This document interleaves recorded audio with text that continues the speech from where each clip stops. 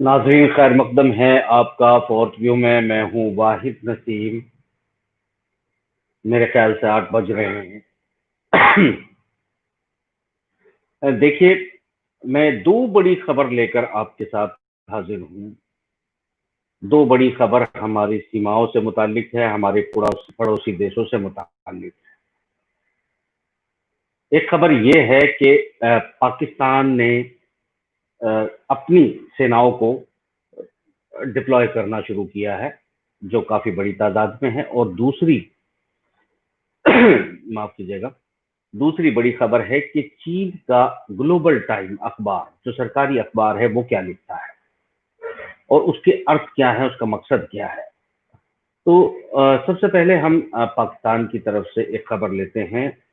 खबर ये आ रही है कि पाकिस्तान ने अपनी जो भारत से मिलती हुई सीमाएं हैं, सियाचिन से मिलती हुई सीमाएं हैं, उसमें लगभग 20,000 फौजियों की तैनाती कर रहा है। और बड़ी तैनाती जो है वो लगा हुआ है कि किसी तरीके से, और उनके अपने अपना उनके जो चैनल हैं, उनके अखबार हैं, उनके मीडिया हैं, वो लगातार ये कह रहे हैं या दबाव बना रहे हैं कि अगर चीन के साथ भारत की कहीं कोई बात होती है तो इसमें हमें जो है शामिल होना है।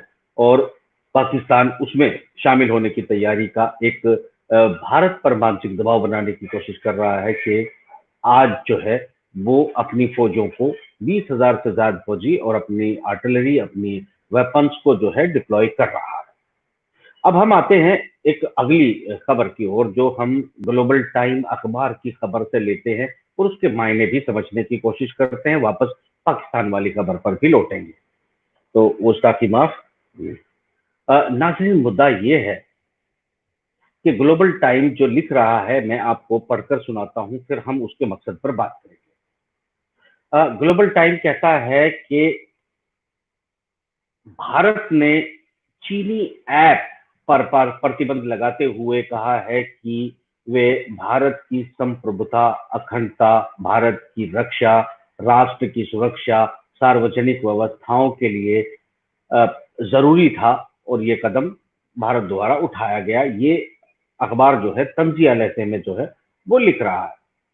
अखबार आगे लिखता है कि चीन के उत्पादों, चीन की कंपनियों का हालिया बहिष्कार को देखते हुए हम देख सकते हैं कि भारतीयों के बीच चीन विरोधी भावना दोनों देशों की सीमा संघर्ष से कहीं अधिक है। बहुत इंपॉर्टेंट है। यह हिंदू राष्ट्रवाद के उदय और भारत की महत्वाकांक्षा प्रमुख शक्ति बनने की इच्छा को प्रमुखता से दर्शाता है। हिंदू राष्ट्रवाद को वर्तमान उदय को इतिहास में दुर्लभ है। ये हिंदू राष्ट्र का विषय इतिहास में दुर्लभ है, ऐसा जो है वो मान रहा है चीनी अखबार। और ये इस सेंस में लिखता है आगे कि अब चूंकि भारत को धमकी देना या इन्वेड करना आसान नहीं है, और ये जो वक्त है वो भारत एक तरह से जो है इस पोजीशन में आज है कि आप उसको न धमकी दे सकते हैं, ना धमका सकते हैं। उसकी जो हिंदी ट्रांसलेशन में अखबार की बता रहा हूं। आगे अखबार लिखता है कि भारत में इस बढ़ते हुए राष्ट्रवाद का मूल तत्व हिंदू धर्म के एक बड़े देश के निर्माण, इस देश का बड़ा निर्माण करना है।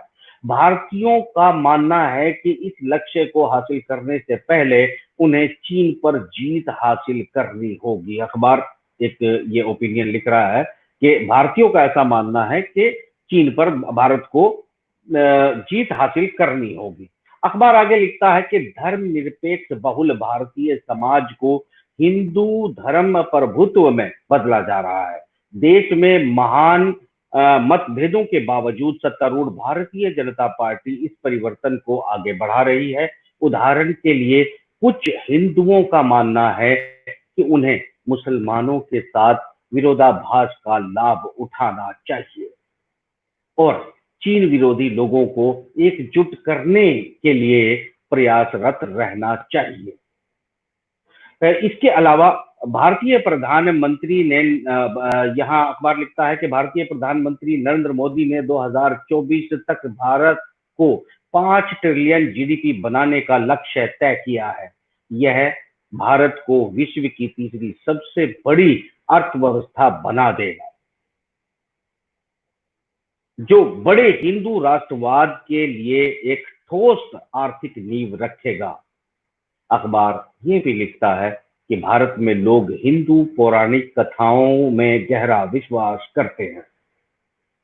उनकी अनूठी संस्कृति के कारण कई भारतीय मानते हैं कि उनका देश अब एक विश्व शक्ति बन चुका है।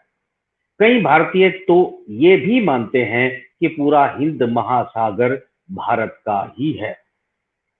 अखबार आगे लिखता है, और कुछ भारतीयों की रणनीति ये है कि पश्चिम की मदद से चीन को परास्त कर उससे आगे निकलने का वक्त आ गया है। अखबार इल्जाम लगाता है कि अमेरिका विशेष रूप से भारत को चीन से प्रतिशोध के लिए प्रेरित कर रहा है, और भारत प्रशांत रणनीति की अवधारणा अब एक वास्तविकता में बदल रही है। तो दोस्तों नाजरीन, यहाँ ये है कि अखबार ने इससे कहीं ज्यादा बढ़कर इस पूरे लंबे आर्टिकल में जो है ओपिनियन में जो ग्लोबल टाइम के पत्रकार ने ही लिखा है, उसमें काफी कुछ आगे लिखा है। इसमें उसने मुसलमानों को भी शामिल किया है, हिंदू राष्ट्रवाद को भी शामिल किया है, हिंदू राष्ट्र को भी शामिल किया है। यहाँ ये बात समझनी होगी कि ये आज शायद चाइना जो है वो इस तरह की भाषा का इस्तेमाल नहीं करता था। अब अगर वो कर रहा है तो इसके पीछे की रणनीति उसकी क्या हो सकती है, यानी कि हम ये मान सकते हैं कि सीमाओं पर जो तनाव है वो बढ़ता जा रहा है, और ऐसे में मुस्लिम जगत को चीन अपने साथ मिलाने की कोशिश कर रहा है कि वो इस तरह का तासुर दुनिया में दे कि आने वाला जो वक्त है उसमें भारत जो है वो मुसलमानों को किस तरह से देख रहा है, यानी उनके प्रति उनके खिलाफ एक भावना को उजागर करके लाभ उठाना चाहता है, और विश्व शक्ति जो है हिंदू राष्ट्र के रूप में बनना चाहता है। तो एक तरह से क्रिश्चियन कम्युनिटी और मुस्लिम कम्युनिटी को जो है वो चीन का अखबार टारगेट कर रहा है। यहाँ पर कोशिश कर रहा है कि उसे किसी तरह समर्थन मिले। हालांकि पाकिस्तान को का समर्थन तो उसके साथ तब भी रहेगा कि वो चाहे ये ऐसे लेख लिखे ना लिखे, ऐसी बातें कहे ना कहे। अलबत्ता मैं मेरा मतलब था ये अखबार की इंपॉर्टेंट खबर को बताना, और जो आपके पड़ोस में पॉलिसियां बदल रही हैं उनको उजागर करना ही मेरा मकसद था। इस मकसद के पीछे ये बताना भी जरूरी था कि हम तमाम हिंदुस्तानी एक हैं। किसी विदेशी के कहने पर हम उकसावे में नहीं आ सकते, हमको आना भी नहीं चाहिए। ये तमाम जो हालात हैं इस वक्त, क्योंकि युद्ध में प्रोपोगंडा वार भी होती है, प्रोपोगंडा के साथ साथ जो है लाभ उठाने की कोशिश की जा रही होती है। पर जिस तरह पड़ोसी देश पाकिस्तान की सेनाओं का मूवमेंट जो है वो भारतीय सीमाओं की तरफ बढ़ रहा है, तो हम ये मान सकते हैं कि हम जो है धीरे धीरे युद्ध की तरफ बढ़ रहे हैं।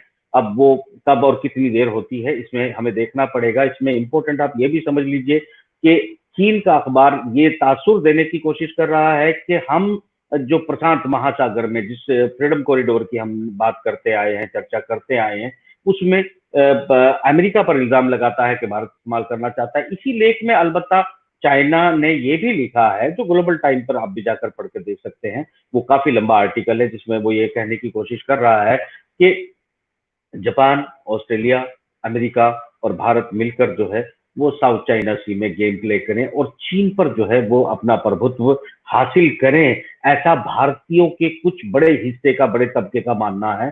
अलबत्ता ये एक रणनीतिक हिस्सा हो सकता है। ये सही है कि इस प्रशांत महासागर की अगर हम जो है हिंद महासागर की अगर हम बात करते हैं, तो इसमें हमें फ्रीडम कॉरिडोर चाहिए। किसी एक देश का प्रभुत्व हो, उसे मेरे ख्याल से हम भी कबूल नहीं करना चाहेंगे, ओशियान का कोई देश कबूल करना नहीं चाहेगा। हो सकता है इसमें हमें ओशियान का समर्थन मिले, मगर चीन के सामने जो है, चूंकि सबकी अर्थव्यवस्था, चीन यहाँ इंपॉर्टेंट ये भी है कि इन तमाम देश में अपने पैसे इन्वेस्ट कर चुका है, कर रहा है। जैसे अभी श्रीलंका में जो है वो भारत का एक मामला था जिसमें वो हमसे कर्जा लौटाने के लिए कुछ मोहलत शायद मांग रहा था, और चीन ने उसको जो है इस दौरान कर्जा दे दिया है। तो ऐसी हेल्प से जो है वो हमारे पड़ोस में वो कोशिश कर रहा है फाइनेंशियल अफगानिस्तान, जैसे आप मान सकते हैं कि बांग्लादेश में वो 97% ड्यूटी फ्री प्रोडक्ट अपने यहाँ 5000 से ज्यादा इंपोर्ट करने की बात कर रहा है। नेपाल के जो हालात आपको दिखाई दे रहे हैं कि नेपाल में फाइनेंस इंस्टॉलेशन के इन्वेस्टमेंट के बदले में उसको लगातार जो है नेपाल से समर्थन मिल रहा है, जो भारत की सीमाओं के साथ एग्रेशन जो है वो आपको दिखाई दे रहा है। तो इन तमाम खबरों का मतलब यहाँ ये बड़ी खबरें, और मेरा खबर लेकर आने का मतलब होता है कि मैं कूटनीतिक महत्व समझा सकूं उन खबरों का, कि जो महज खबरें नहीं होती, मैं उन खबरों को लेकर आता हूं। बाकी खबरें आपके पास बहुत सारे माध्यम हैं, बहुत सारे आपके पास जराए हैं जिनसे आप खबरें जानते हैं, समझते हैं। मैं अपने नजरिए से समझाने की कोशिश करता हूं कि किस बड़ी खबर का महत्व क्या है। तो कुल मिला के चीन की तरफ से कोई पॉजिटिव रिस्पॉन्स आ रहा है ऐसा मुझे बिल्कुल नहीं लगता, क्योंकि मैंने उनके तमाम मीडिया का अध्ययन किया है, मैंने पड़ोसी देशों के मीडिया का अध्ययन किया है जो बड़े जोर शोर से चिल्ला रहे हैं, और एक तरह से वहां की जो अवाम है वो अपनी सरकार पर दबाव बना रही है कि वो चीन के साथ इस वक्त मिले और भारत के साथ जो है वो भिड़ने की तैयारी करे।